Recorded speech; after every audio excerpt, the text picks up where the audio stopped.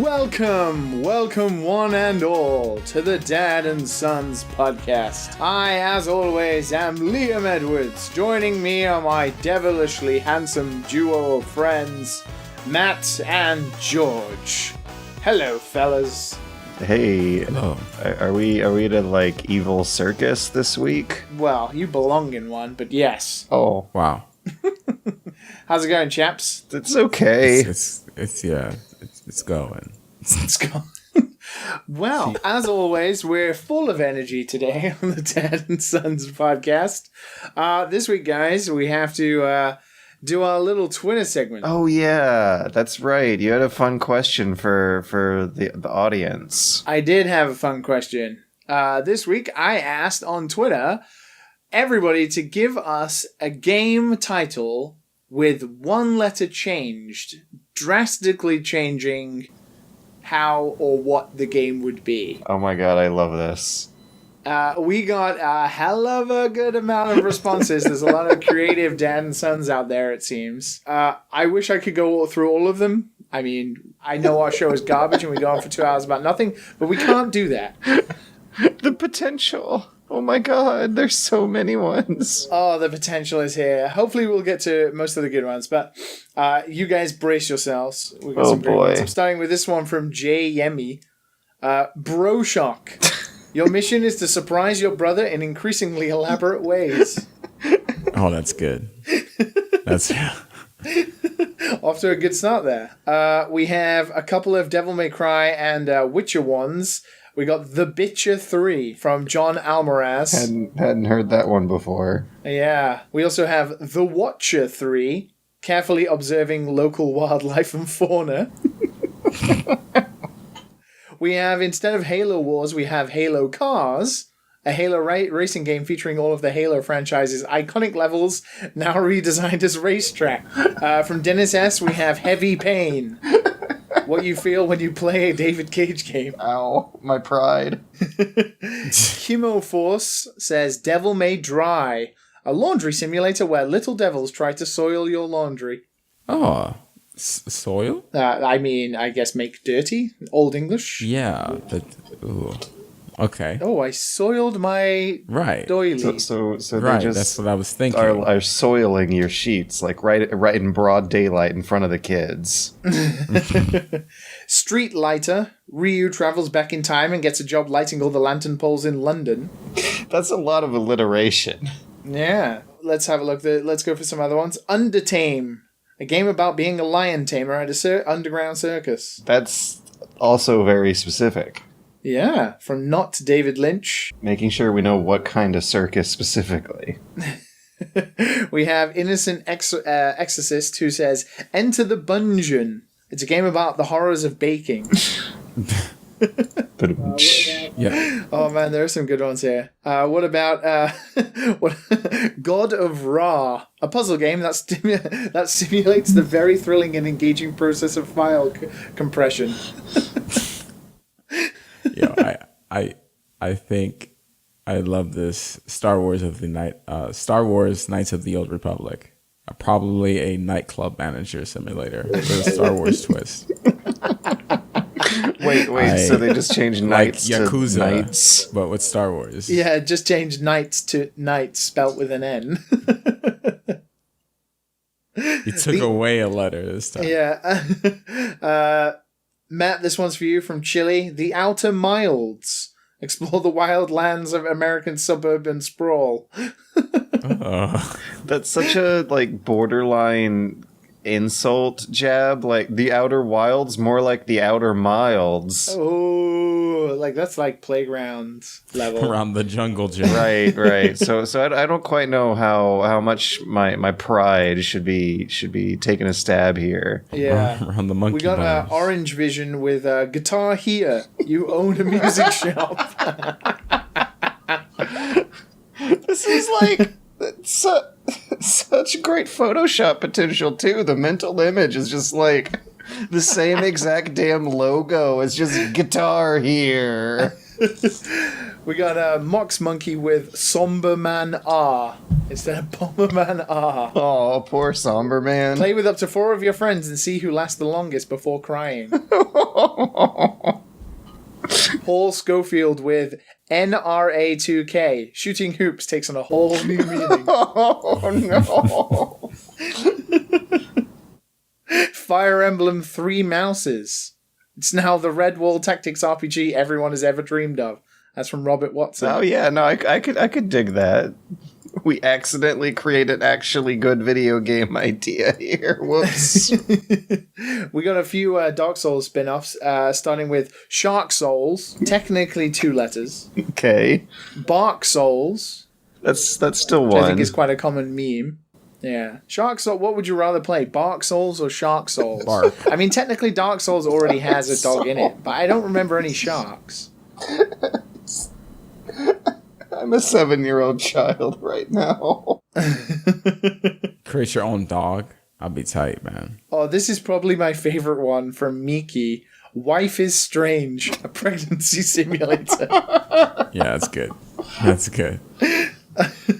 This one is for George from Tony Pecoraro. Okay. Fitman. A bald man shows different yoga poses and exercises. That's something you can actually do, though, in the Japan level. There's a little spot on the map where you can just press a button to strike some cool yoga poses. We have Petal Gear, Oh, no. a gardening game. Oh. There are some... Oh, here we go. From Nathan Gonzalez. Into the Beach. It's chill time. This is just... Yeah. This is just too far up my alley in particular. Like, I was really jazzed a few days ago to discover that there's a whole subreddit for /r Spubby where you just replace a comical letter and a company name or logo or something to a funnier vowel or consonant, and It just becomes something entirely different. Subway becomes Spubby. And I don't know what it is that's so funny about that, but this kind of bullshit is like, it's right up my alley. What I love is we're not just changing the letters and making puns, but the fact that we can come up with game descriptions, such as Garen Winter's Fetal Gear Solid, which is pretty much what Death Stranding is going to be. Because at that point, also, you have to have an internal debate with yourself over whether or not it's Fetal Gear Solid or Fetal Gear Solid. We have Craig, a good friend of mine, with Keep Walking and Nobody Explodes. Whoa, how do you play That that sounds game? like an also interesting, legit, actual video game that might as well exist. A VR Well, he says treadmill. He says it basically is the movie Speed, but as walking. Low speed. It's like speed without the speed. Hatline Miami. my It's hot on the beach. People need a new fashionable hat. This is never gonna stop, is it? Silent Bill. Damn it. This is terrible. A stealth game about making your friends pay for food by sneaking out. I was in IKEA yesterday with a friend who just would never stop making puns out of the names of the IKEA furniture. We'd walk into a new room and a hat rack would be called like Vjarlsam, and he'd point at the hat rack and be like, Jarlsam thirsty, and make a pun, a really bad, awful, terrible pun. And that was my day for 3 hours of yesterday, and now this is my day for like, oh my god, Yeah. we're on 10 minutes at this point, but honestly, this is some pretty good stuff. I appreciate it. I mean, this is better content than we've come up with in 88 episodes. So, we have Aubrey with Overbooked, a game about an adult trying to manage their social life with all their other responsibilities. And it would play like Overcooked, wouldn't it? You and 3 fucked up friends would be waddling across a like office space desk area, slapping reports on each other's tables or something. We have Jack with Sonic Mafia. Wait, what's the original title? Sonic Mania. Oh my! Of course. No. Matt, are you okay back there? Just shaking his head constantly. It's the Chow. The Chow's the mafia. For sure. The Chow. No doubt, dude. I mean, there are so many. Like, we have this last one from Shaft. Goo Eater. That's a group another of teenagers callback. eat gamer goo to be viral. Ugh. Okay, wait, last one.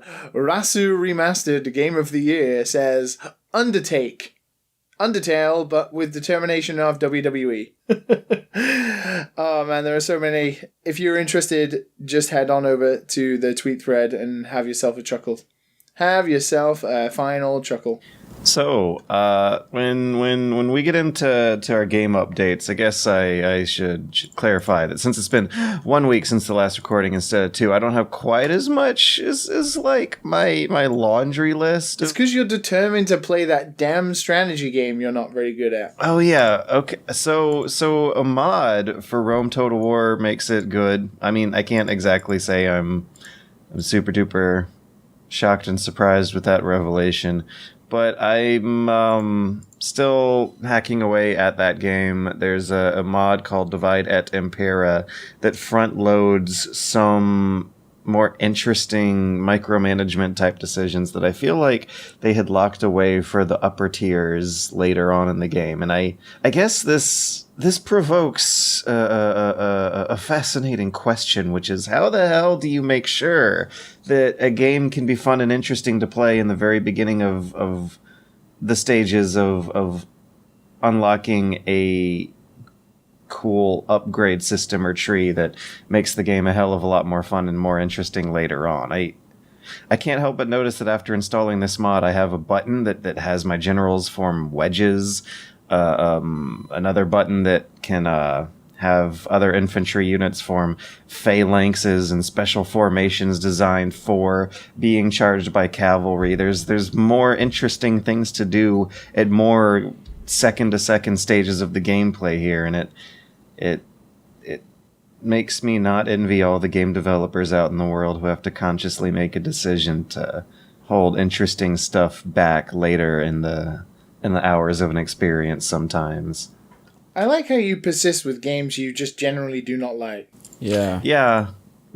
I will not argue with anyone there. Why? Why is that? I'm really into the setting right now. I explained how last week that I was a big Roma-boo lately. These past everybody few weeks. knows that for like the past 6 months. Not the past few weeks. It's been like 6 months. Like, play a game. Play a real game. Like, what's wrong? What are you doing to this podcast? What's happening, George? I've been playing other real games. I'm still chipping away at the RE Revelations, which is fun. Oh my okay, God. I have a question, and that is, do the Japanese people who are making Japanese Resident Evil games, are they aware of how campy and stupid it is? Like they gotta know. For the most part, camp is like integral to like Japanese humor. So, but I don't think they realize it's quite the same. Yeah.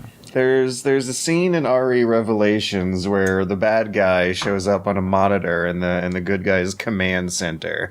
If you'll imagine a busy, bustling war room where a lot of bureaucrats and agents have desks stamped high full of paperwork, and there's one big screen in the front center of it all. The bad guy zaps onto the screen. He makes his demands. He's like, if you don't free the terror cell of Veltrix, I will set the laser off on Butt Town.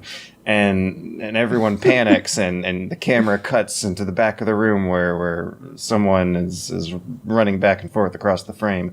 It cuts back to the bad guy in the middle of the screen, and he looks at the screen and says something really biblical and spooky, like, and then thy who hath forsaken me got smoten by the Lord. And then it cuts to another panicking bureaucrat who looks at the off camera and says, he's quoting Dante. Oh my God. And I just have to wonder, do they know how stupid this looks? Do they know? They have to. I think they do understand at a certain level, but not to the same extent. So they think this is like great stuff. Like I was watching, man, this is like vampire anime that has like good animation and good shots, but my God. Was it a Twilight? Yeah, it's like Tetsu something. It has like 3 parts. Someone knows what I'm talking about. Yeah, someone knows what I'm talking about for sure. We're gonna get a tweet, but yeah, it's the same thing. As we're just like, why do you keep flashing noir across the screen and all this stuff? Like it's this weird made anime, and there's a lot of fan service. But it's like cool. Like the animation is so cool. It's like how do you I don't know. It's weird, man. They make some weird stuff. But it's interesting to be like I still wanna watch it in some way. And I still want to play. You still want to play Silent Hill in some way, I guess. But not Silent Bill. Not Silent Bill. I would probably play. I would definitely play Silent Bill for sure. I wonder what happens when you give Silent Bill over to the Westerners for the last few franchise installments where it all goes south. Like, what sort of creative directions does the Silent Bill franchise have to go in to make gamers upset about it this week? Probably change Bill into Jill, maybe. That's Wow. an advanced joke. Yeah, that's. I can't wait to start it. But speaking of wait, okay, how in the world is this any more of a real video game than Rome 2 Total War? Speaking of crazy, wild, fun Japanese stuff that has to know it has a sense of humor, I got a code for Metal Wolf Chaos. You guys, Oh shit! George is gonna go president on people's asses. hell yeah! The president is your character. The vice president is evil and corrupt and takes over the White House using the 69th Mechanized Infantry Division or something or some such or other. And Devolver Digital decided to distribute this thing that was supposed to be a super secret Japanese regional release. You know the English in it. You know the English in it was in the Japanese version. Yeah, I'm wondering how Japanese gamers put up with that.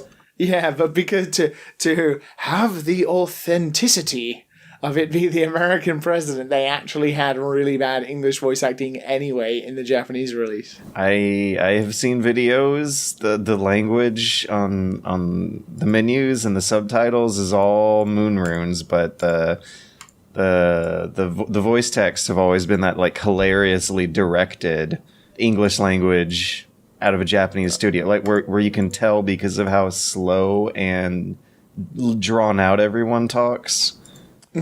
It is I haven't seen the president. I'm looking at the gameplay now from like the IGN review. All I see is like the mech thing. Is the president orange in this game? Because I see him like going around shanty towns and blowing it up. So I'm wondering. I don't think so. I believe this game was made in 2005 when It sure looks like it. Okay. yeah, but before the cultural representation of America's first orange president. That's going to be a good time. I started up a playthrough of Age of Decadence. I don't know if you guys would know about Age of Decadence, but no, there's other games. No. What else have you been playing? What else have you been playing? The last game you played was Cadence of Hyrule. What's going on, George? Yeah, you Talk moved to on from us. cadence to decadence. That doesn't sound right. What's going on? Cadence George, of what's going on? Cadence. You don't like Video games anymore, George? Yeah. Well, what do you? Are you getting old? Is Last that week what I it is? played a hell of a lot, way more than usual. I went through like the 3DS You played Ass demo. Cream. It doesn't count when you've been playing the same game for I 8 played months. Detective Pikachu. Oh, I yeah. put myself through that so that I could talk about Detective Pikachu for like 5 Isn't that an minutes. old game? Yes, it is an old game. I've been playing really, really old games to have stuff to talk about on the podcast. Fuck me, No. right? Oh my god. PC releases 2019. We see we have 43 here. See, we got Battletoads, we got Anthem. Oh, I'm sorry. We got I haven't been playing Bloodstain. Battletoads. Let me just get in my email inbox and put in a request for Battletoads. Could it Crackdown 3? I heard that's a good one.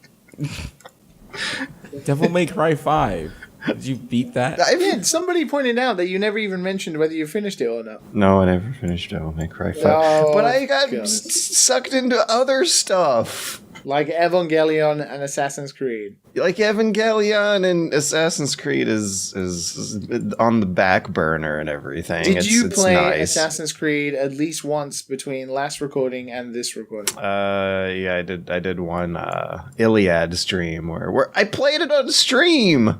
That doesn't count. How does it not count? It's not even on the dock. Because it doesn't count. Oh my gosh, this is like it's worse than Calvin Ball. Metro Exodus? Come on.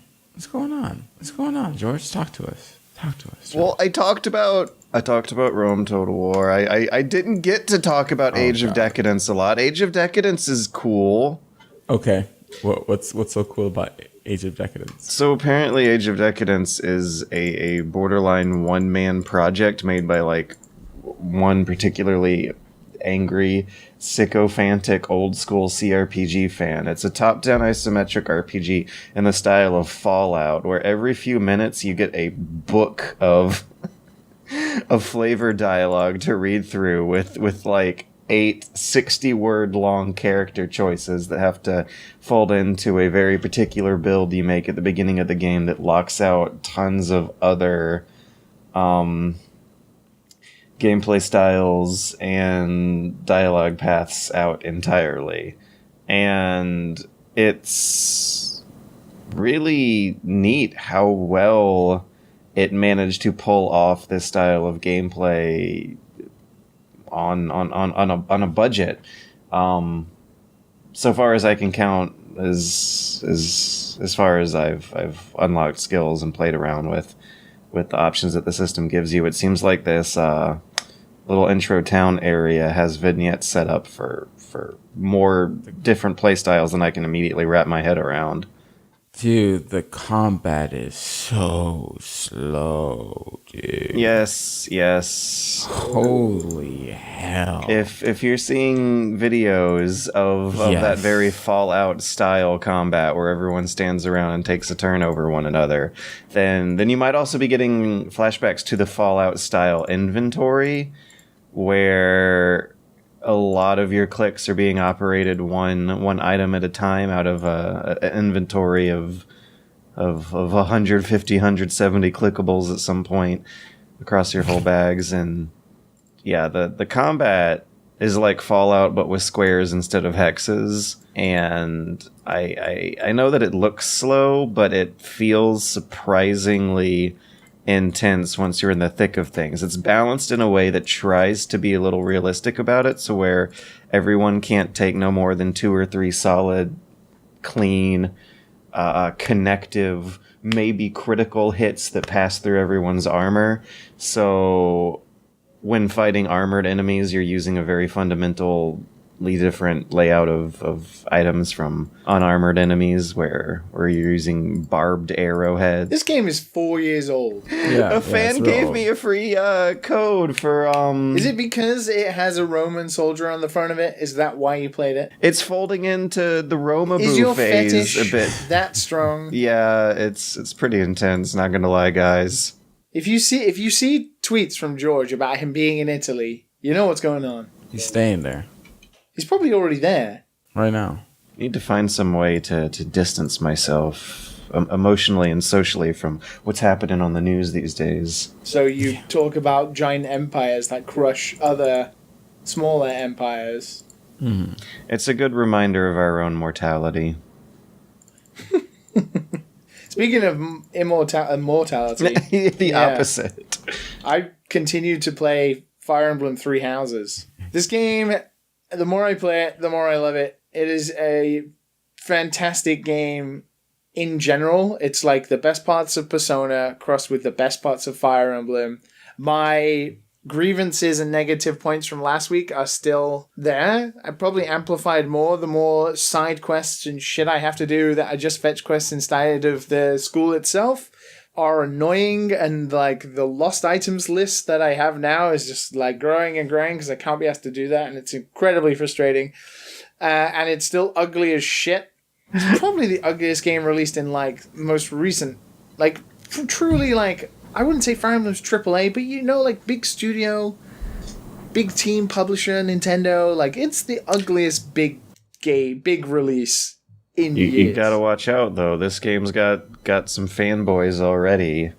I've had friends receive backlash for lightweight criticisms on it so far. I don't think anybody could defend those I don't care about graphics, but this is like unnecessarily ugly for 2019. Just ugly. If you can get Breath of the Wild on the Switch, there is no reason you can't load one school or a static map. You have no excuse.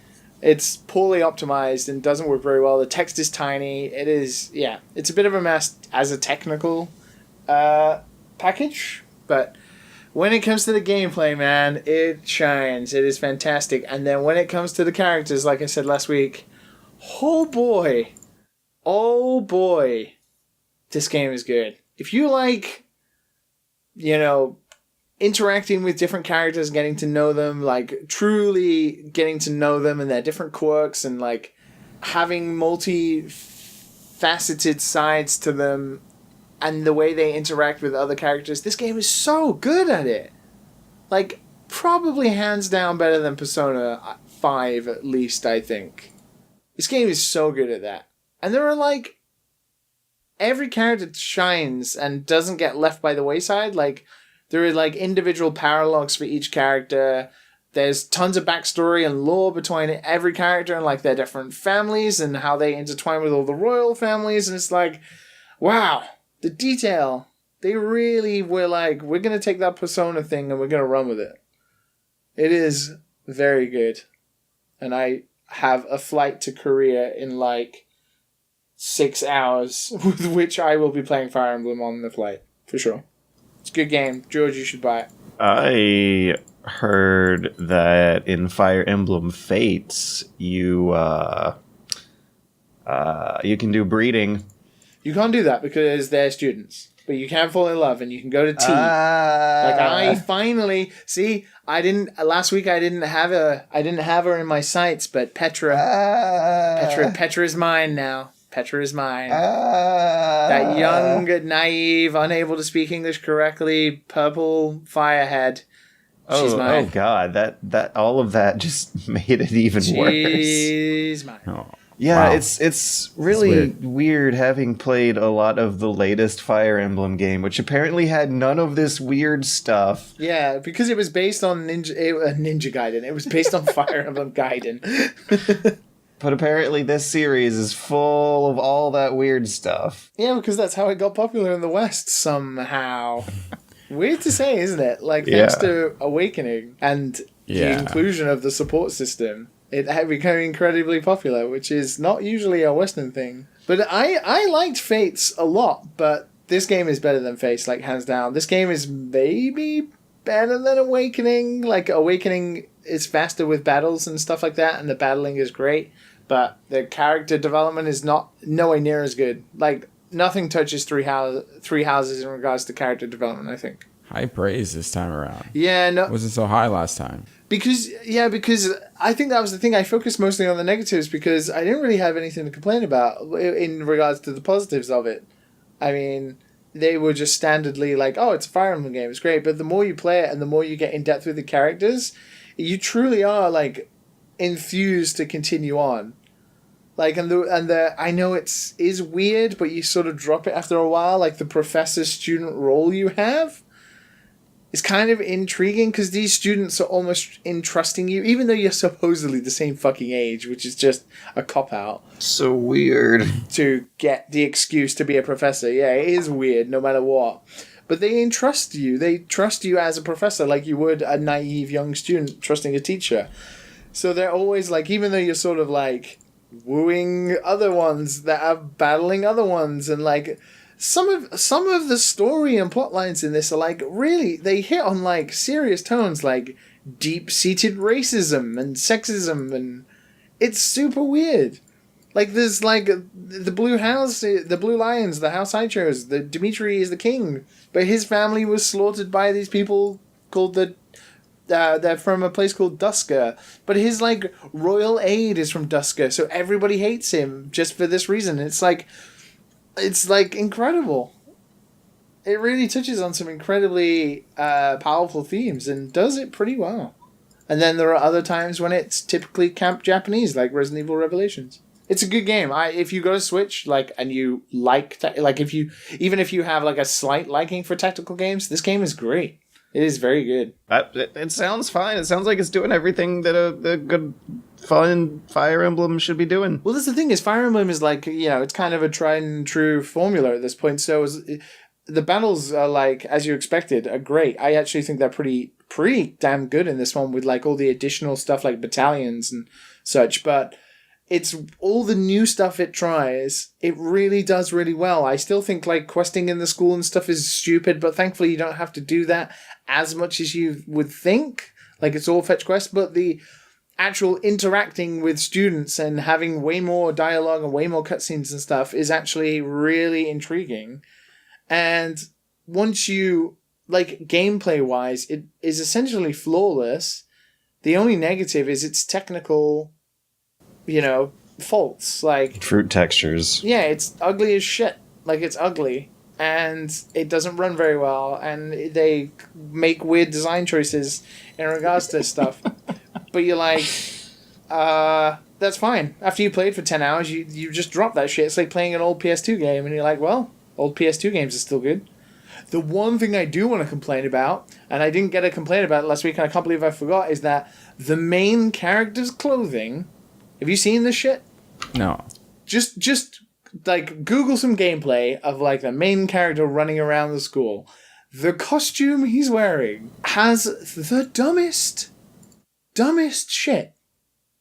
He has like armor on that's kind of melded with like leather material, but then he has like what is a pseudo cloak cape where it has 2 armholes either side that he never uses. And you just have these 2 armholes flapping either side of your supposed cape while you're running for no reason. It is the most Japanese of design. Yeah, I can't find these armholes. Just like when he's running, like not in battle. Armholes. Like armholes. Like it's just like sleeves either side of him that he never uses. 3 houses sleeves.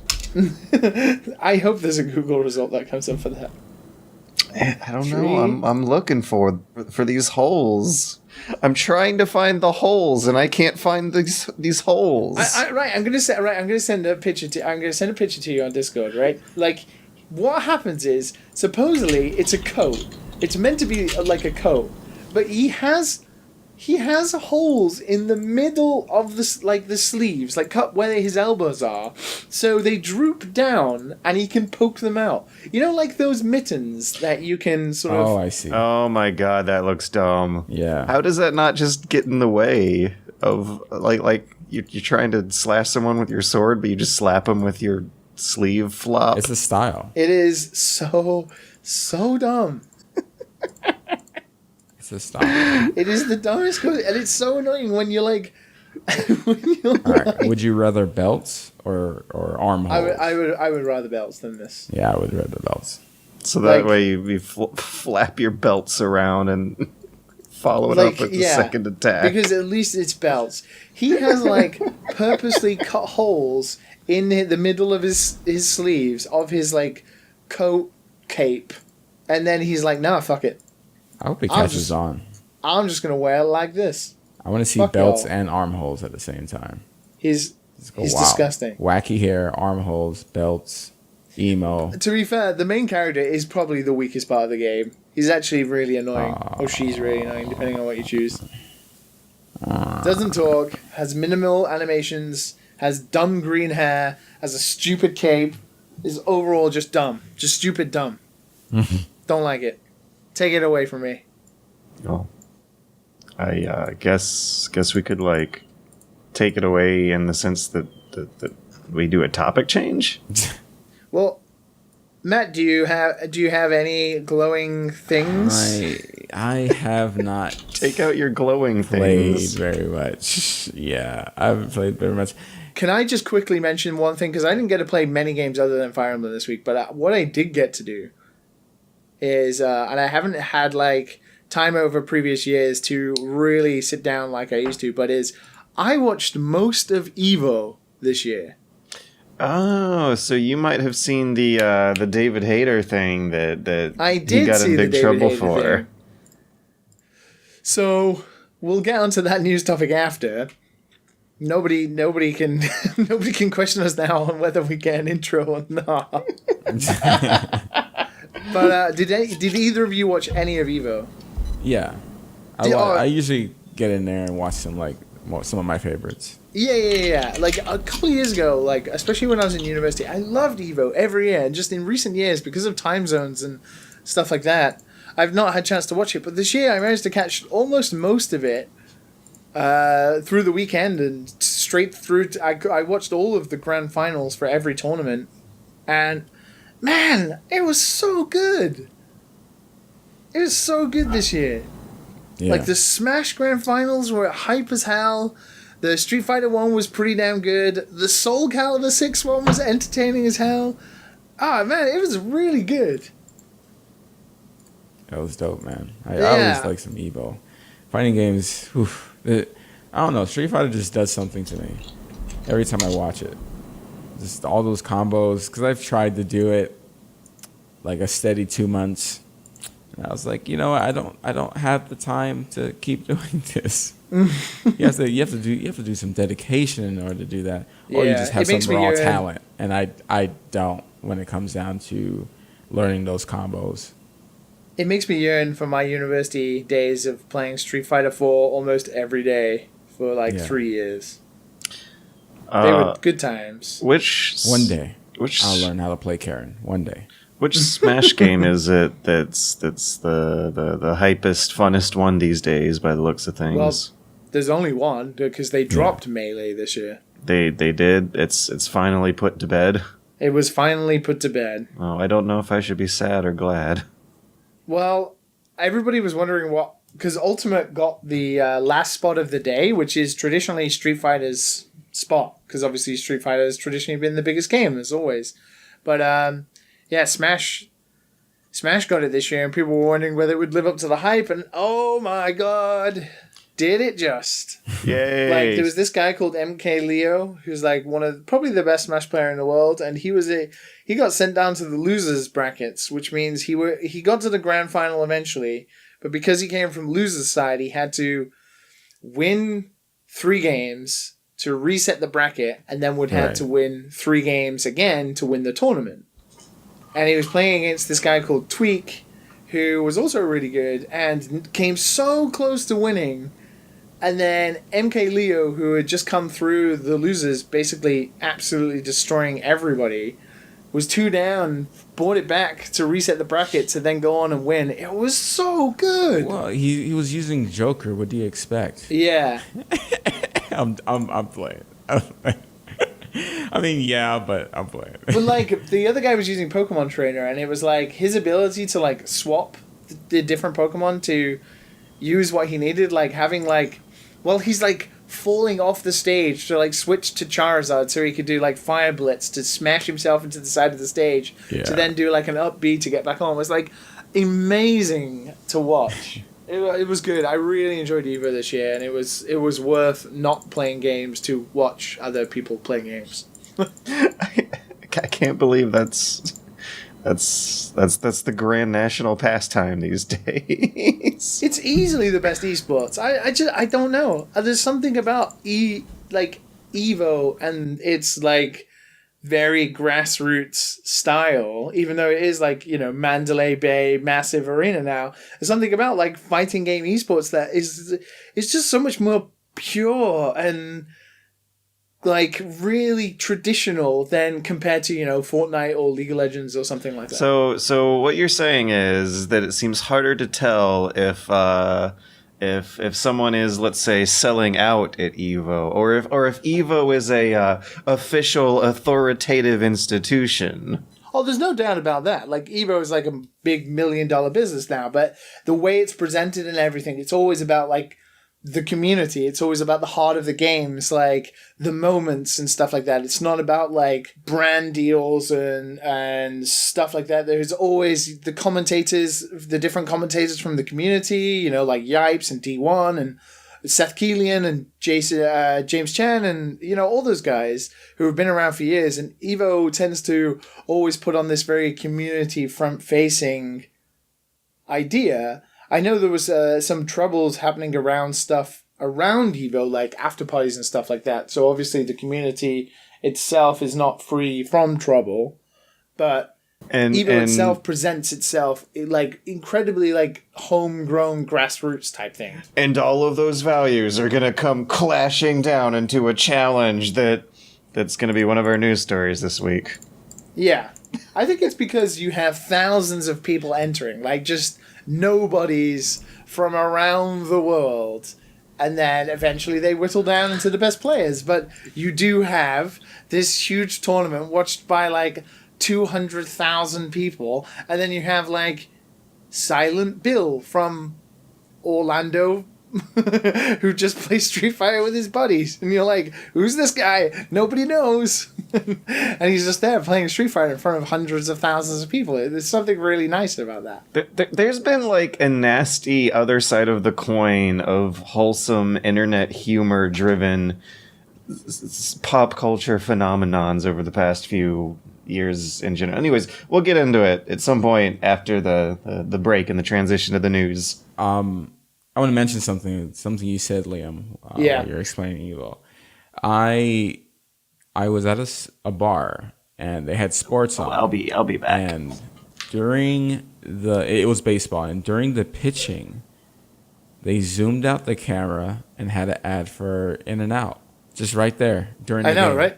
And I wonder how long it will take for that to happen to esports. For Fortnite, League of Legends and stuff like that, it's already happening. Really? Yeah, it's already happening. Evo, I mean, they have stuff intermittently, but it's all I think if I remember correctly, one of the big outsider brands was like Cup Noodle Ramen. No. But everything else was like Logitech gaming keyboards and Mad Catz. Well, Mad Catz doesn't exist anymore. Razer fight sticks. And it was all very like, I don't want to say gamer centric products, but it was definitely focused towards people who would watch this kind of thing. Not like League of Legends, which is like, buy home insurance now from AIG or something like that. Oh, yeah.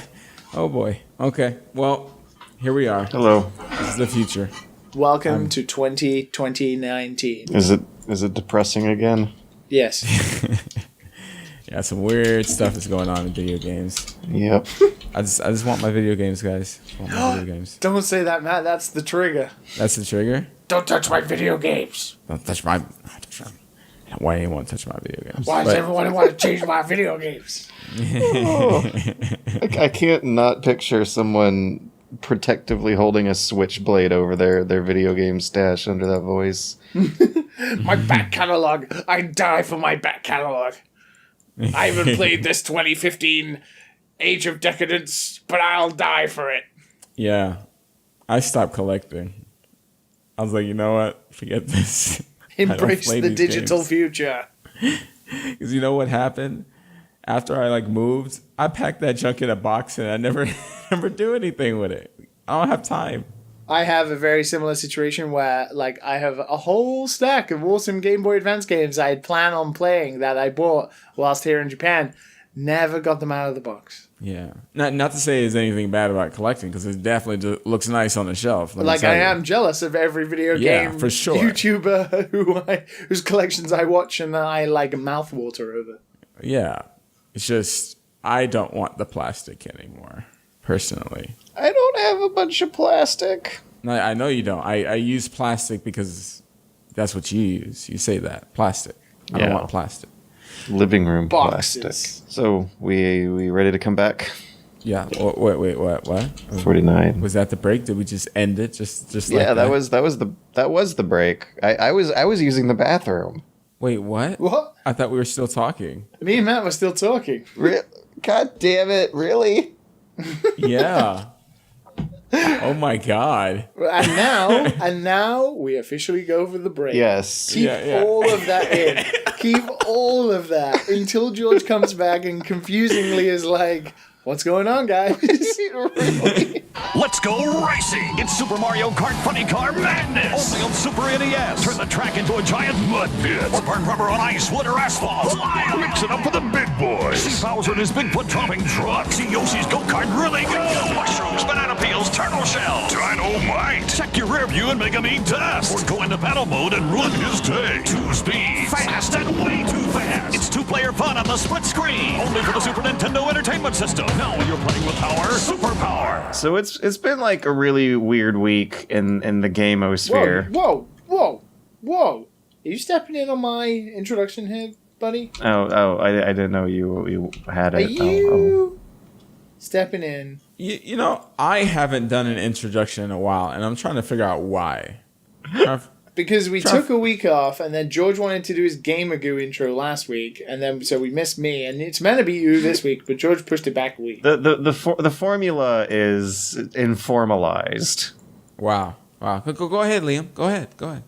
I feel No hard feelings. I'm so sorry. But this news story that you have on the docket here was also your idea. So. Yeah, because it's the biggest news of the week, and you're always about those big controversial news stories there, George.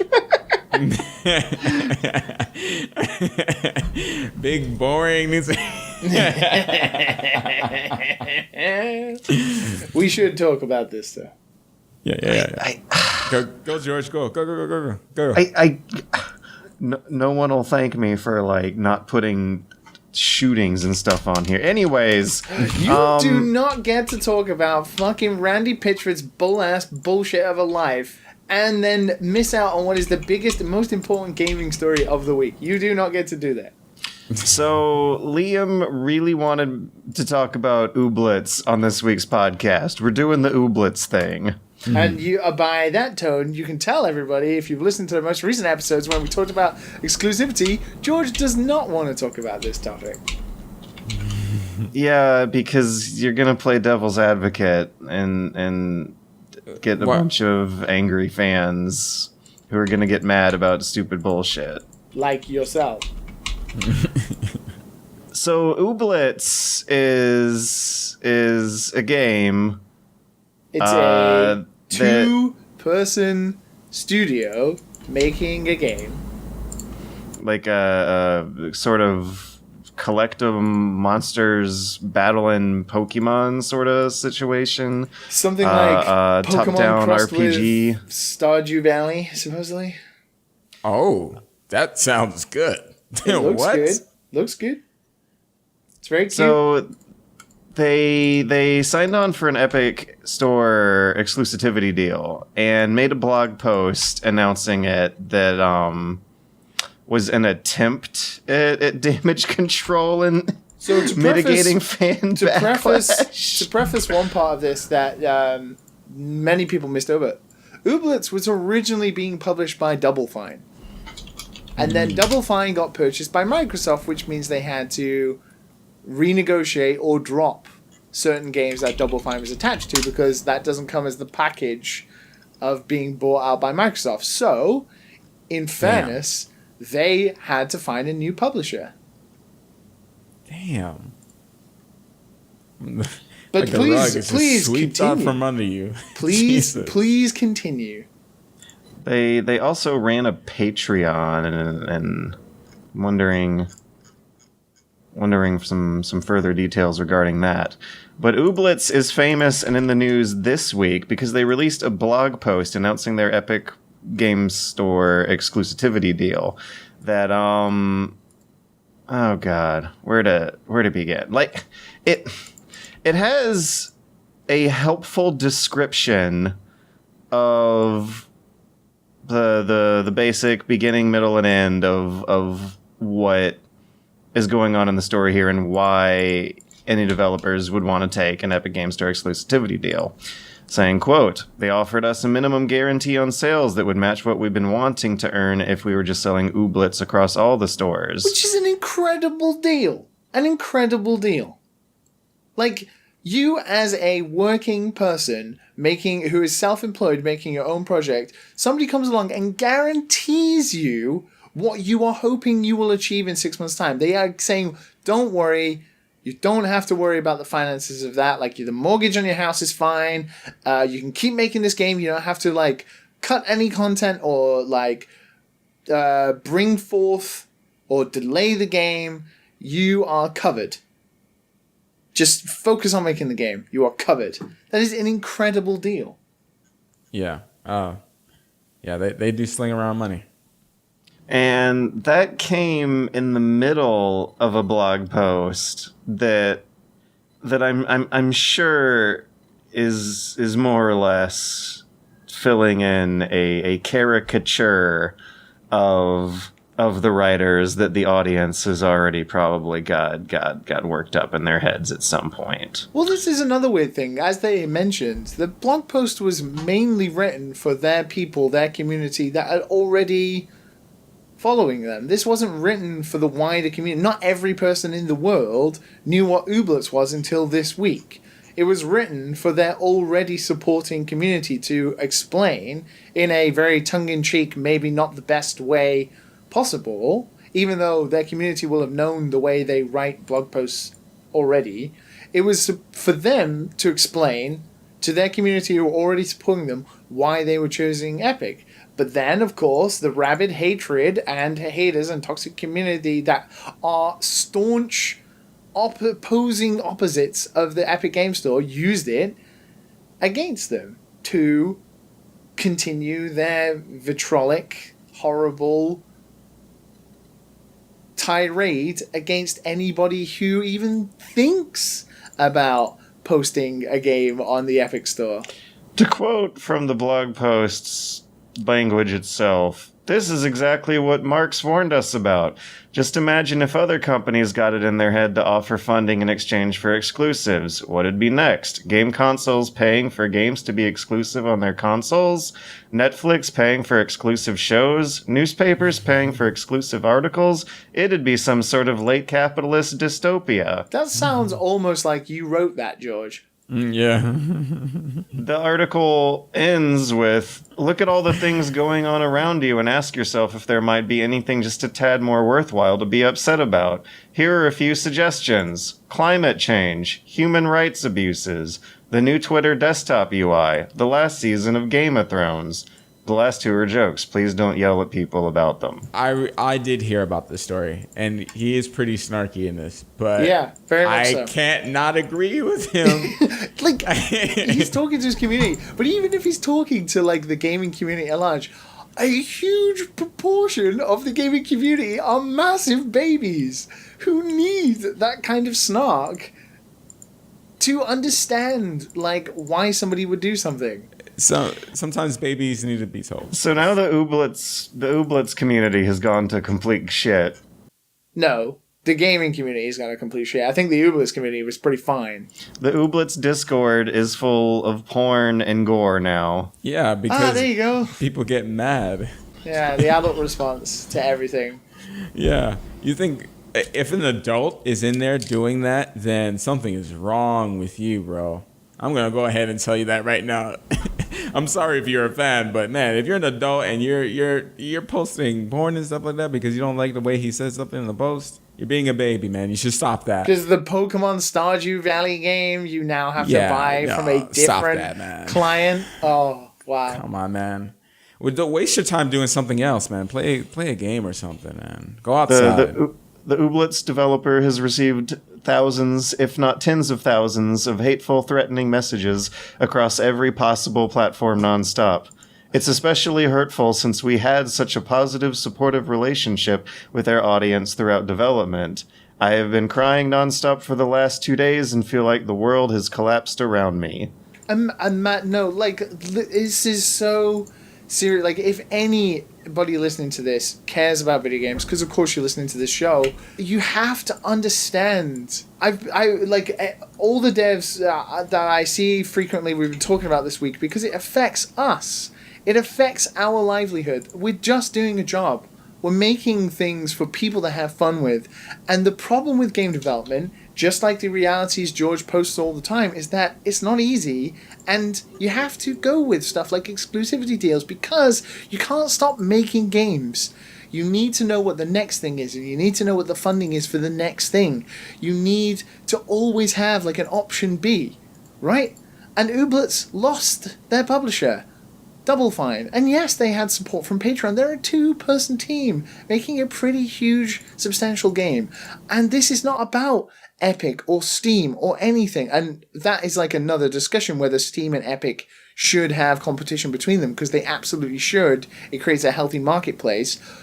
But this, like, response is just like, why would anybody want to work in game dev? Why? Two people, they wrote a blog post to their own community regarding a decision that was tongue-in-cheek, but the decision wholly is what people are angry at. Why would you choose the Epic Game Store? It doesn't have any features, it doesn't have this, blah, blah, blah. Like, to think people aiming to just financially secure their project's funding, which is like every business in the world, buying a phone from a certain provider, Netflix having only Stranger Things. Why is Netflix not on? Why is Stranger Things not on the Amazon store? Why, like every business needs financial security, and for devs, Epic right now, for small, they're not aiming for like Bethesda or Activision. They're aiming for people like Supergiant who make great games. They're aiming for people like the Ooblets team and other studios because they know they can create something in the long term. Yes, Epic have problems in other ways, Fortnite, microtransactions, horrible crunch time and stuff like that. But in regards to this, as devs, they're offering great deals for you to make games safely and like financially secure. And to think that you as a person and your livelihood, because games is not a hobby to these people, it's their professional lives, they're making a decision based on the fact that they can continue making their game for another year, to receive hundreds of thousands of messages, and still people can be like, yeah, but the Epic's Game Store is quite frankly disgusting. It's disgusting. If you care so much about games to post hateful messages, you should start caring about the people who make it. If your favorite musician or artist or director of a movie was receiving tons of hate messages because of a decision they made regarding something to do with their music or direction of something, more than likely you would support them, or you would come out in defense of them. Why is this not the same for video game developers and people making decisions out of their own financial security? It is frankly disgusting.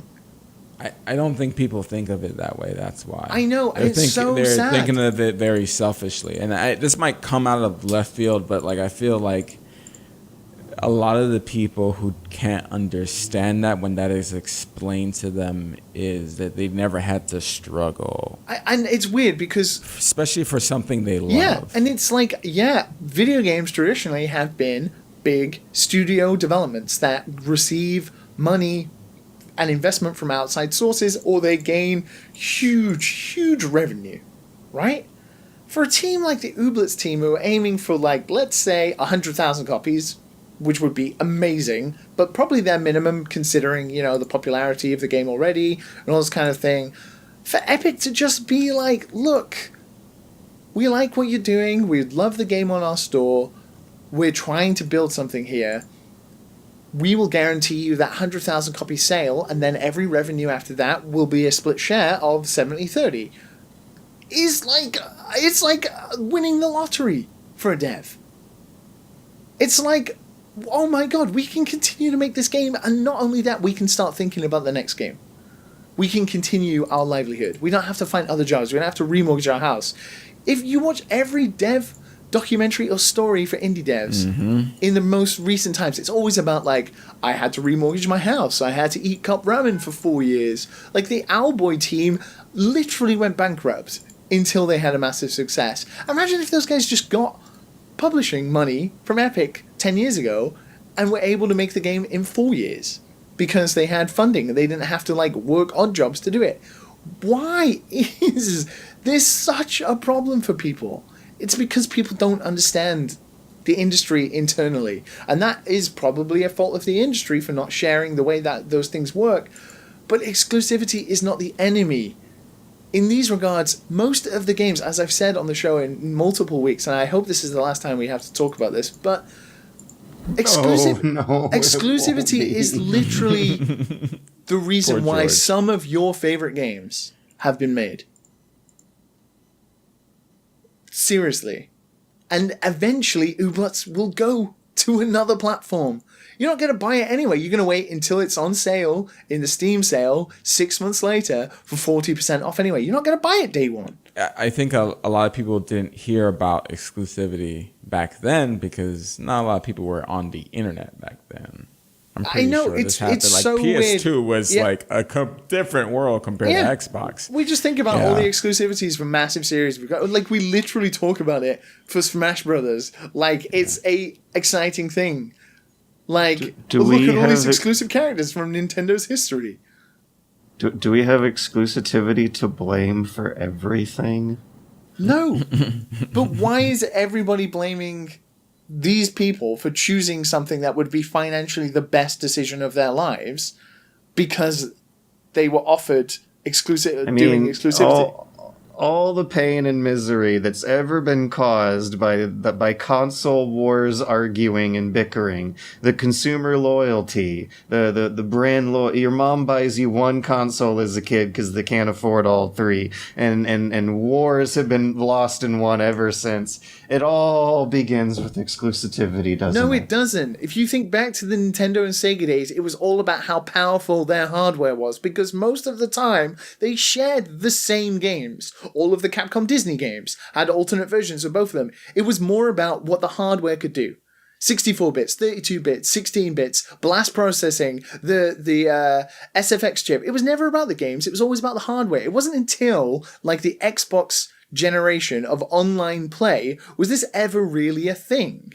Yes, kids used to argue like the Sega Genesis is better, like the Nintendo's better because it's got blast processing. It was never about games. It wasn't about game publishers choosing a certain platform. Yes, you had Mario and Sonic. What mascot do you like? But it's not the same thing as now. We have small teams, 2-people teams who have the opportunity of a lifetime to continue making their games. People should be happy for them. If you love games and you like games being made and you want to support games like Ooblets as an art form, you should be happy about this. Otherwise, you're going to get Call of Duty and Assassin's Creed and massive same blockbuster games forever because they're the only people who can afford to make games. Without exclusivity, you wouldn't get so many small indie titles that people are beginning to love. Like, what's the difference between exclusivity and going through Kickstarter? What's the difference? You're supporting money up front. You have to go to Kickstarter to give them your money and press a button. What's the difference between downloading a launcher and giving money? It's all in the weird details that people seem to get angry about this. One of the biggest things coming out of this is like Epic's Game Store doesn't have the features that Steam doesn't. And no, it doesn't. But did Steam have those features in the beginning? No. And will Epic have it if they have no games on their store? No. Give things a chance, and if you really truly love games like you're defending it to these people who are being toxic and all this vitriol towards people, think about the people who make them. This isn't just me as a dev talking about it. It is literally people's livelihoods. You should say it about any industry. If you support what comes out of it, you need to support the people who make it as well. This is why we have Kickstarter success stories, because people want to do that. So let's do the same thing. Exclusivity can be bad. It can be anti-consumer. That's right. But on the flip side, it's the reason most of like the successful indie games you've seen in recent times actually get made. And to just be spilling hatred and filling someone's Discord with porn and gore because you're upset that a game you were not interested in the first place is going on Epic Game Store is just like, please do something more with your time. When tweeting the original announcement, Glumberland said, okay, so we did the thing people get angry about, but maybe don't get angry about it. After receiving the reception that their post did, they then responded by saying, we really misjudged how angry so many people would be. Because he's probably a normal, rational person. Do you expect that would happen? Yeah.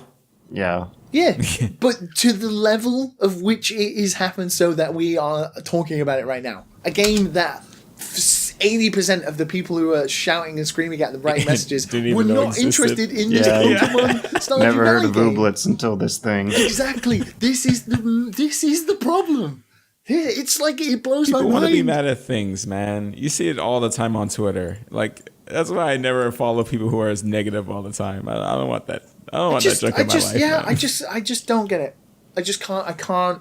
If you love video games so much and you love this industry, to be in that mind that you think these people are purposely out to spite you by putting their game on a different store. They weren't originally going to do that.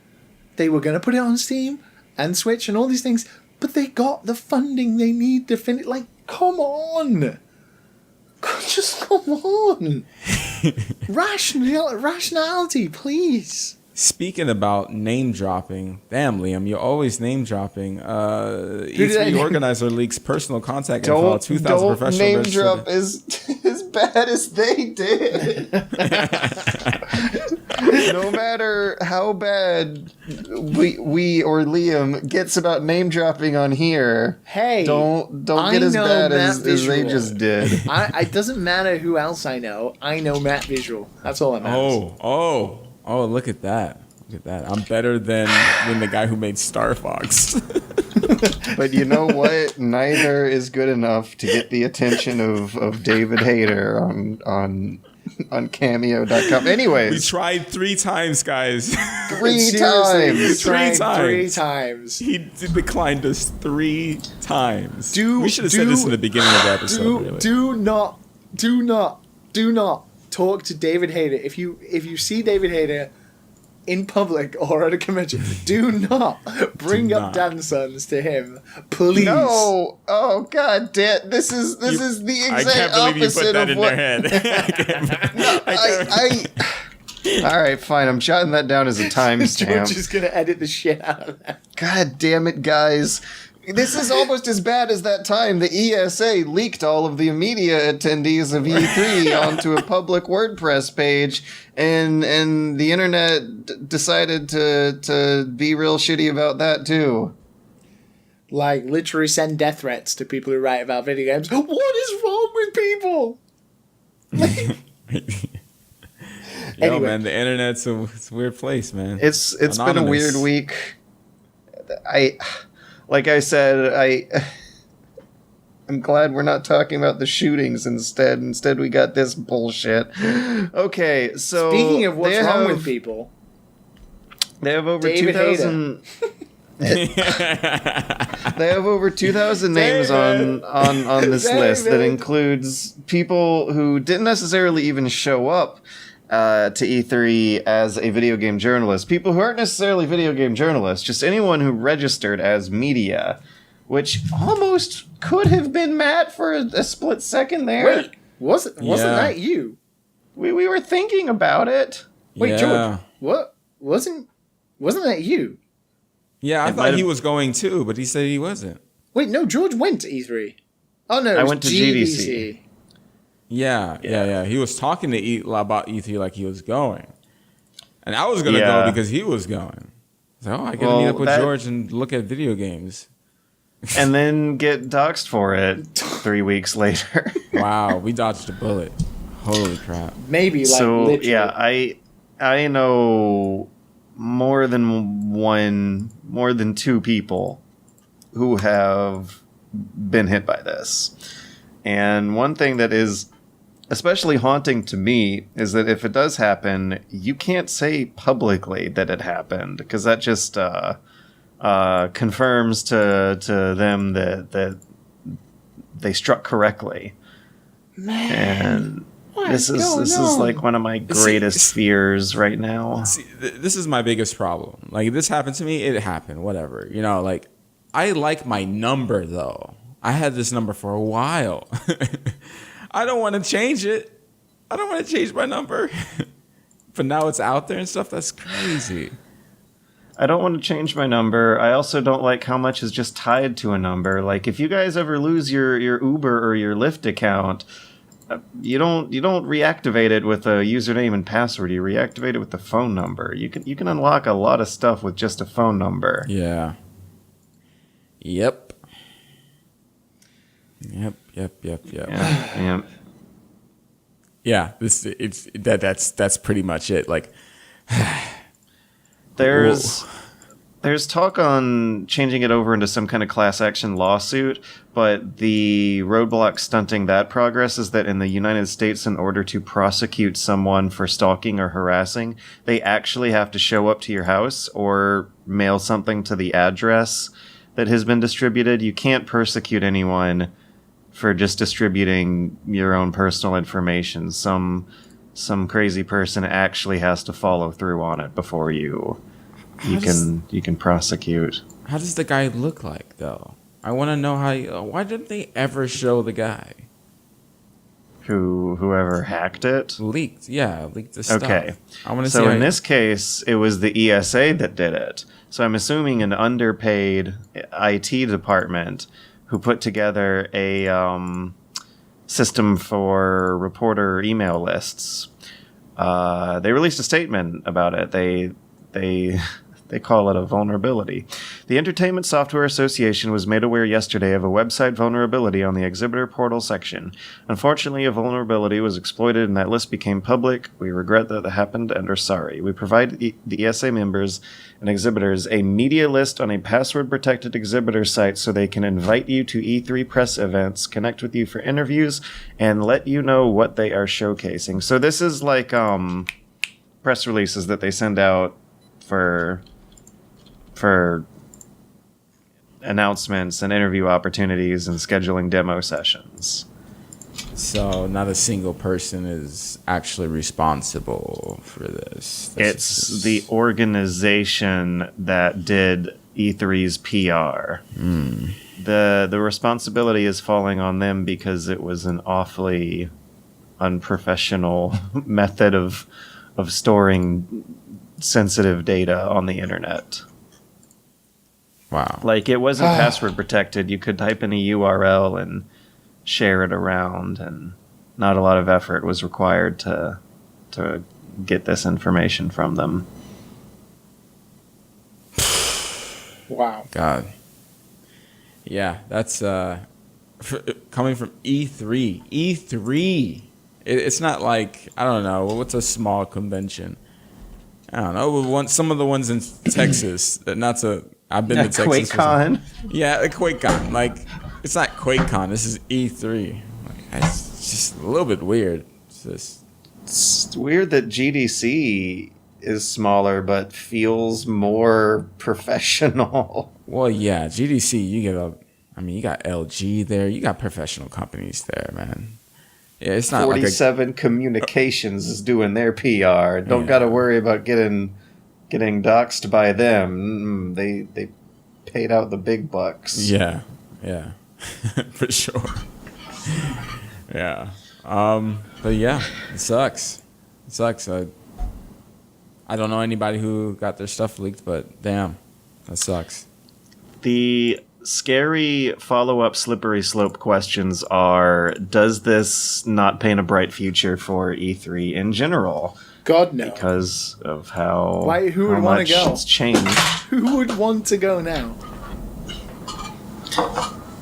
I mean, it wasn't the regular customers, it was just the media.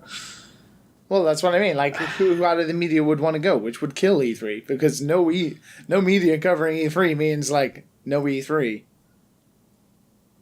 And they also have ways to get around that with how much is being announced through direct video releases online.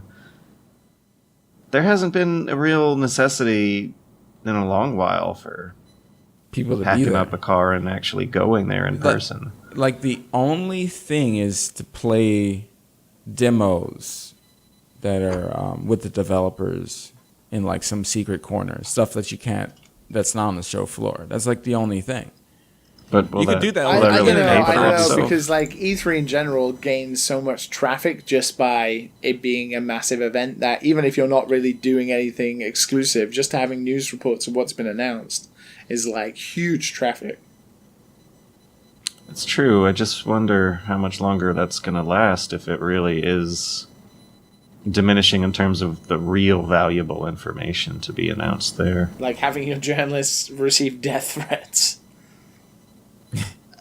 That would suck if the biggest E3 news story was a meta story about how bad E3 dropped their spaghetti this time. Wow. All right, so last but not least, David Hayter is in trouble. Well, no. Evo is in trouble with David Hayter. He is in I tell trouble. you what, David Hayter is in trouble.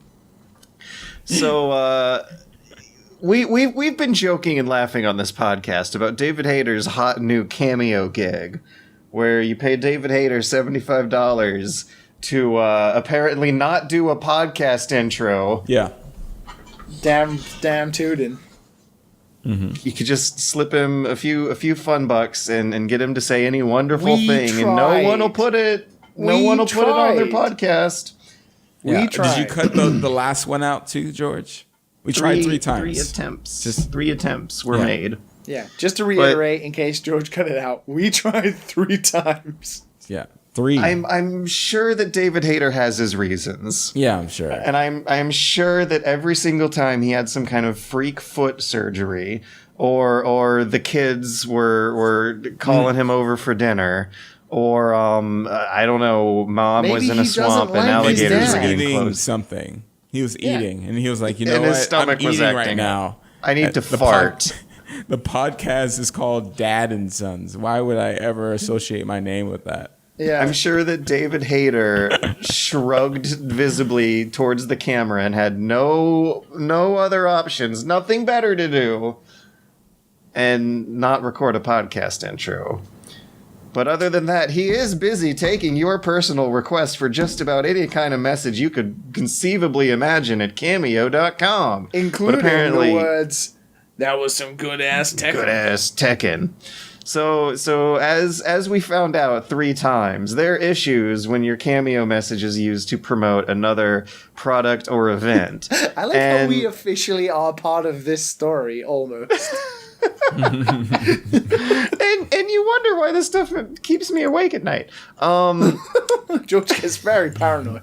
They But had like, David. if anybody is thinking, you are correct. George, one of the biggest Metal Gear Solid fans in the world, has been losing sleep over whether David Hayter secretly hates him for requesting 3 times. And Because they don't specify why they don't take your order. They just either. Wait, no. There was the one time he did ask a question, and so I tried again and then just got a denial without any response. Can you imagine George being hated by literally his favorite video game character Yeah. of all time? Yeah. It's the weirdest thing, man. It's so. You single-handedly took down Konami. Maybe Okay. he's still He getting did paid. him a favor. Yeah. And he would have got 70 Single-handedly bucks. took down And he- Konami. Oh yeah, I'm sure that's what's holding him on the fishing line. The $75 price. So funny. Anyways, I remember you were talking earlier about how Evo feels like it still has a homemade, rough sort of game jam quality to it. It's a little Gen X-y. It's a little punk rock for how pop the industry usually tries to be, right? They're this ragtag, homemade, rough and tumble. They're rustic. You know, Evo, they have a sense of humor about it. They don't try too hard to impress you, right? Yeah. Evo decided to use a clip of David Hayter saying, that was some good-ass Tekken. And, oh no, that was the worst decision in the world. Someone called the copyright police. That caused fans to speculate over whether or not that was an official announcement / endorsement / promo that was hinting at an official crossover for Solid Snake to be in Tekken, or Tekken to be officially partnered with Evo in some deeper way than what's really going on, or if the characters or settings were going to be crossing over in an official capacity like that. I can understand. Didn't Nintendo do like a teaser for Smash at EVO? Nintendo also officially stepped in to take Smash out of EVO 1 year, I believe. Yeah, Melee specifically was causing the issue. I kind of feel sorry for the EVO, organizers. Like, you know that what they were trying was genuinely to, have some fun or something, right? Right. And this either went one or the other way, right? And it went the bad way. But the other way would have gone down as one of those amazing moments that you will have seen Twitter clips of for the next 10 years. So it was almost a good idea. But as we have found out, David Hayter and the timing of it being shown, not the best idea. Evo had to apologize, saying, "Note, the Snake cameo video that we showed during the Tekken Finals was our idea of a little joke. It was not intended to imply a character reveal, and was done on our own without consulting Bandai Namco. Sorry for any confusion." On August 6th, David Hayter followed up and tweeted, "You also failed to consult me or Konami. Please do not use my voice to promote other games, ever." Wow. Period after games, and then ever. Period. Wow. All right. I mean, it's not like I don't agree with them. They probably shouldn't have done that. Yeah, they definitely shouldn't have done that. It's just, I don't know. I'm biased right now. You're on that side because he's denied us. Biased. It sucks to not have fun though. You can't. I'm pretty sure you still can't have Nintendo games on your channel. You can't play them. Oh yeah, that's that sucks. A calculated risk you got to take. Yeah. So I don't know. You can't have any fun anywhere. No more fun. No more heroes. Fun with video games. Video games are not fun.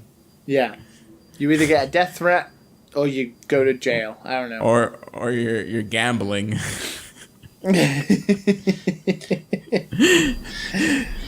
Either way, we can conclude the science has been done. Doing this show. Video games officially. David's gonna come after us. Officially, were a mistake. David. Now we're David Hayter. David Hayter hates away. Don't contact David in any way, shape, or form. We do not want any hate from David. God, I'm never going to be able to have a good night of sleep ever again. Do not timestamp that. It is so incredibly nerve-wracking knowing that there's thousands of unpredictable people who have some layer of their behavior that reflects on me. Or am I just crazy? I think this is people. People are different. A lot of people are different. This is the way it is. That's just it's not going to reflect on you. You're not like a teacher at a taekwondo school and you're directly in contact with these license. people. Here's your license to contact David Hayter. Am I not though? I'm not a teacher in a taekwondo room, but I am a teacher of sorts on a screen being broadcasted into. You wish. into thousands of people's lives, and I wish I didn't have Hundreds to of worry about thousands. that. Multiples, more than 10.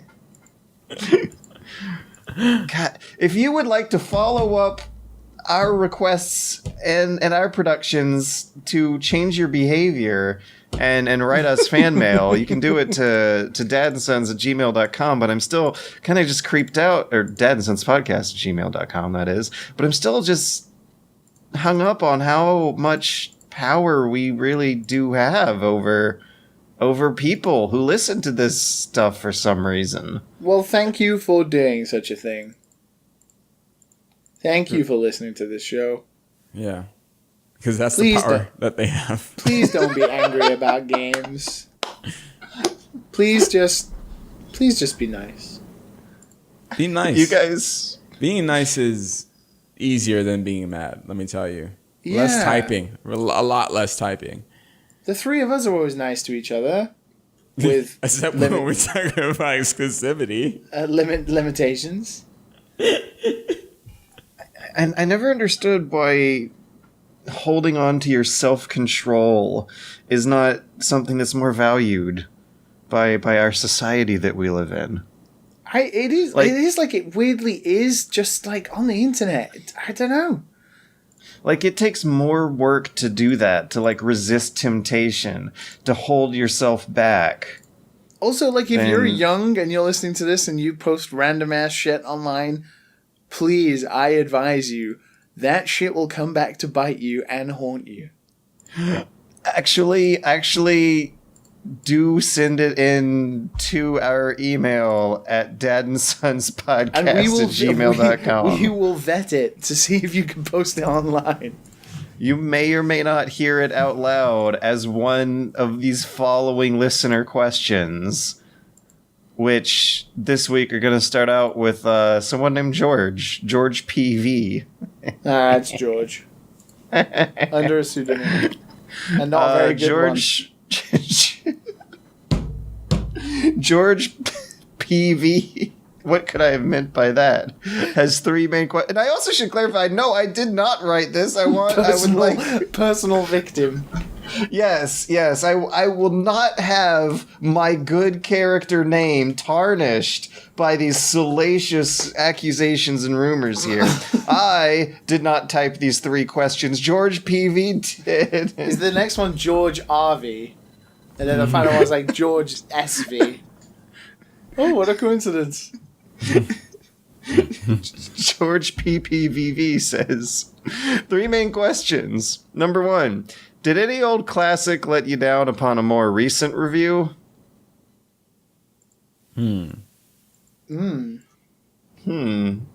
Actually, I don't know if... Okay. So I have a very... Are you talking about Symphony of the Night or a different one? Symphony of the Night. I thought you liked Symphony of the Night. No, I liked Bloodstain. It's like an upgraded version from Symphony of the Night. I stopped playing it, but I didn't play it back then, so that doesn't count. Mario Galaxy. Really? It just is like, the game is still great and fantastically well designed, but man, those Wii controls. Oof. Oh, where you're pointing a cursor at the screen and swiping up stars with that? Yeah, not great. I always kind of liked the idea of it, though. Like it feels like a cute mashup between fucking Diablo and Mario. Well, it was more that the two-play option was more useful than just playing single player. You could have that second person sitting there bored out their brain, just waggling the remote backwards to collect all the star bits. Disappointing. My answer is a little bit of a roundabout here. This You're going to talk about Rome Total War, aren't you? Nah. But something that's probably as bad an answer. So, Pokemon is a popular franchise, right? Oh no! Don't you dare! The recent Detective Pikachu movie was well received and good, and everyone was satisfied, and they didn't make a horrific CGI monstrosity of a character they had to redo last minute and and they save themselves from that trouble, right? Right? Yes. Could one say that it's a neoclassic? Because it's got the cloud and the name association and the Pokemon branding. The Pokemon. No, okay. No. Because playing the game Detective Pikachu was really disappointing. That took some wind out of my sails. Yeah, I haven't played any old games other than Symphony of the Night recently. Other than I did play a lot of Mario Party recently. I played 3, 4, 5, and I think 6. Played Jesus a game. Christ, you've been having a lot of parties. A lot of Mario parties. Yeah, it was fun. A little bit of drinks, a little bit of Mario Party. Some of those games are bad though. Some of the mini games are rough. Yeah, they're pretty rough. Like, some of those, Luigi shouldn't have won. I'm just saying.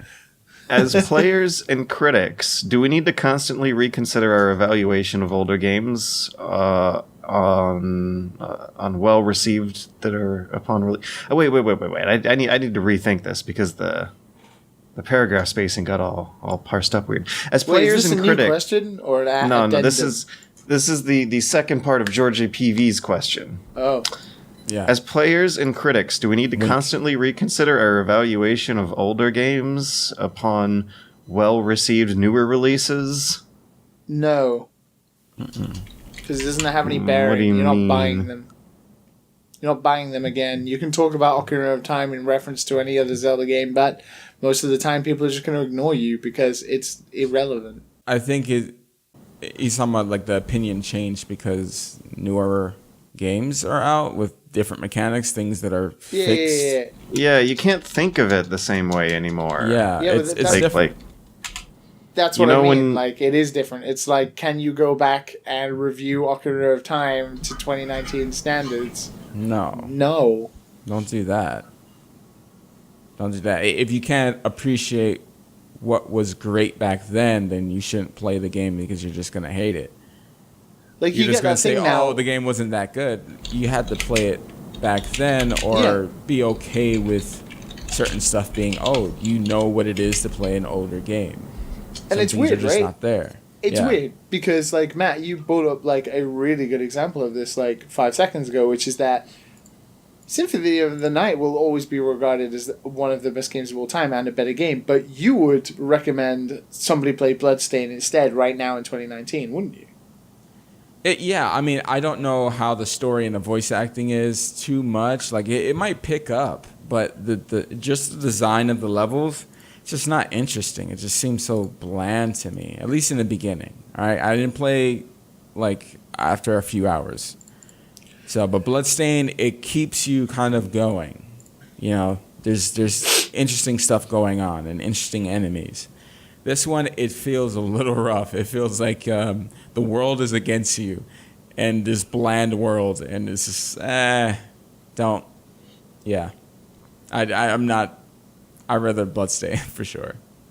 But yeah, I love how much harder it is to control the camera in a lot of N64 PlayStation 1 games. What, like compared to when they originally came out. You like that Mario 64 stuff.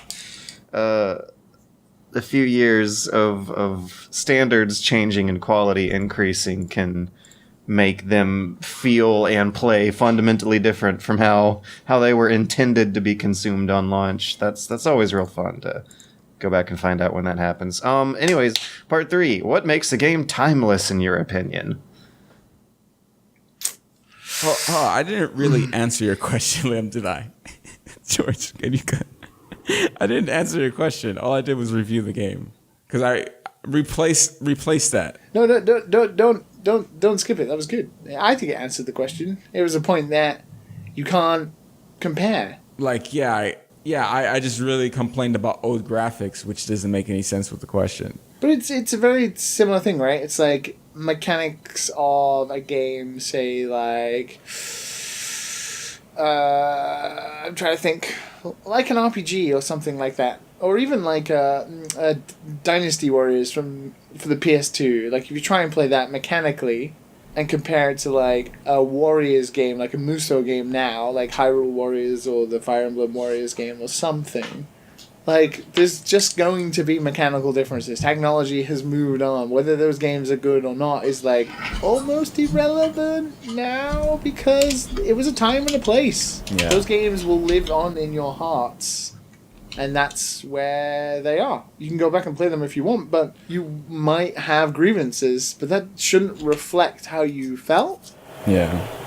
Like, I'm never going to play Ocarina of Time again, but it's still, like, one of the most influential games and fondest memories I'll ever have. I think it's important to have a historical context for making criticism. If you're a critic, it depends on your job and what you're doing. All right. Go ahead, George. Go ahead. What makes a game timeless in your opinion? You play it over and over again. You might have a emotional tie to it. The gameplay might just be good. I think there needs to be some kind of degree of elegance and an aspect of polish pushed out towards that elegance. Like these weird early 3D games with cameras that are very, very hard to control nowadays probably did not have that degree of elegance required to keep them timeless. I think there's only one game that I've ever really truly thought was timeless, like, aesthetically, and that's Wind Waker. Like, Yeah, I can't imagine an era Agreed. of gaming where Wind Waker still wouldn't look like a game that could have been released yesterday. In regards to, like, actual timelessness instead of, like, aesthetical quality or gameplay quality... It has the stealth segments, and those have aged not as good as the visuals. Yeah. But in regards to like games as a timeless thing, you know, I think it depends on how impactful it was at that time when it came out. So Pokemon's forever going to be timeless because Pokemon's a juggernaut. I think games like Final Fantasy VII are going to be timeless because they made such an impact. Half-Life 2, all these games are timeless, I think, because of their impact, not necessarily how they look or how they play. And they're also nice and simple and streamlined. Yeah. There's not too much math you got to do. You really play games over again. I don't. The only games I've played over again have been Hollow Knight and Ori. And those are recent. Can't play games now. How are you going to replay games when there's so many games? Yeah, are they though? I don't know, man. I play all the good stuff that comes out every month. Well, I shouldn't say that. Like on PC and maybe PS4. But like, I don't know. If the game is not... it has to be, I guess, a little, depending on my taste at the moment. You know, my tastes tend to change. I want something a little bit weird, so I play Outer Wilds. I want a little RPG, you know, so I play Crosscode. You know, I don't know if Days Gone is something that's going to grip me. It's just zombies. There's some good responses to your crosscode. Whoa. Not that type of podcast. Crosscode talk last week there, Matt. Dude, Crosscode, man. I'm at the end. I'm at the end, but I don't want to grind for anything. And to get this, like, some of this gear, you have to grind for it. I'm like, yep, this is an MMO. I don't know if I want to do this. I just want to play the game. And you can. They have the ability, like, to turn down, like, the combat and stuff like that. But I don't want to do that. I want to just beat it the way it was intended. At least for me, anyway. So yeah, I'll probably beat it by next week and say, yeah, I like this game. I'm probably gonna like it. I definitely enjoy it. It's good. It's a good game. It's a good game, George. They're out there. Oh, you should play games. I just George. can't win, can I? I do. I played lots of games. Sander sent in one question saying, after listening to the last episode and seeing George's fascination with homemade curry, I was wondering what you guys thought of Japanese curry. It was easily one of the best meals I ate in Japan, specifically at a shop right by Din Din Town, and I'm a huge fan of making big pots of it at home in a slow cooker using the curry blocks. Weirdly enough, you can make a pot of it taste much better by adding a bar of milk chocolate, butter, a bit of applesauce, and some cheddar cheese. Wait, what? Really? Heck yeah. You also need to make sure Liam tries gumbo. Cheers from New Orleans, Sander. Wait, chocolate and curry? Absolutely. Especially Japanese curry. And it depends on what amma you're going for. What type of spice. You can have like amaguchi, like sweet curry. You can have like Do you have karatu. have to be careful which ones you add chocolate to, or can chocolate just go with all of the... I don't know. Spicy chocolate? I guess that's some people's thing, but I have heard from Mr. Curry expert on Chris Kohler, who wrote a book on it, that chocolate does make curry better. How about that? I have never done it, but I imagine, yeah, pretty good. Japanese curry is incredible. I can make it because it's super easy, and we have all the curry roux we want here in Japan, so you can just buy a block and stick it in a pot with some potatoes and some beef or some pork and carrots and peppers, and it's beautiful. I absolutely love every cocoa curry I've been in over there. Yeah, we had curry when you were here, didn't we, George? Oh yeah, that was our meal on day one before we went to the kitchen on the next night, or the chicken on the next night. Yeah, Japanese curry, top notch, easy to make. I can't believe you can put chocolate in it. Holy crap, that changes anything. Anyways, Sam H says, "Good morning or evening, dads or sons. I have a self-proclaimed weeaboo challenge at my workplace." Or weeaboo colleague at my workplace. He frequently tries to make me cringe by calling me things like Oni-chan or playing rap cross-up anime opening mashups loudly on his phone near me. In return, I've started responding to him using his surname with the san honorific because he has a very Anglo-Saxon surname that sounds silly with the honorific. So just playfully saying... I've had friends do that in real life, and it's always the worst. So just playfully saying, "You shouldn't bother me while I'm working, Hopwood-san," or robotic, "Arigato gozaimasu, Hopwood-san." So that leads into my question, more aimed at Liam. Do people in Japan refer to you by your first name or your surname? You can choose for the most part. If the answer is your first name, is that because you choose to introduce yourself as Liam Edwards, or is it an understanding of... No, traditionally if you work at a company, they'll know your name, of course, already, and your family name will come first. It's not your surname, it's your family name. So my name is Eduazu Ryamu. So I would be Eduazu-san when I do like official stuff. If I go to like the city ward office, or I go to... I don't know, I go to the doctors or something, I would be Eduazu-san. But at work or in places where I'm with Japanese friends, I am Diama-san, or sometimes Diama-kun. Wow. What did you say your last name was? Well, it's Edwards. So it's Edowazu. Okay, it sounded like like you were adding something onto it at first, but it was your really fast, fancy pronunciation. Edowazu. It's elongated. It elongates the wa. So it's Edowazu. I think I was Joji Oedo, man. Joji. I like your music. You listen to Joji, George? Heck, wait, George? No, Liam. I know you have good taste. I'm just asking George here. Oh no, I have no taste. I'm wondering if George can make the connection about who Joji actually is. I've mentioned it on the podcast because I used his song in my video. Yeah. Like, I'm wondering whether George knows who Joji is. Do you know who he is? He makes good music. I Googled it just now. Don't Google it. We're asking you. I feel bad that I Googled it. And is he Filthy Frank? Yes. He's Filthy Frank. Yeah. He's Filthy Frank, dude. What are the chances? Because it's funny, right? And George, he's amazing. He is like, incredible. I don't know if it's good music. And there's no other way to say it, because like you could not like the taste of it, but you can't argue that it's actually good music. And it's so weird for Filthy Frank to make I'd be worried about giving it music. Filthy Frank points. Like, not even like impressive music, but be like one of the most listened to artists in the world now. Is mad. Is he? I didn't know Yeah. he was that big yet. He's huge. He's like been on Billboard, like, and he's reached like number 2 and number 1. I think that's him and Spotify. Rich Brian are like friends.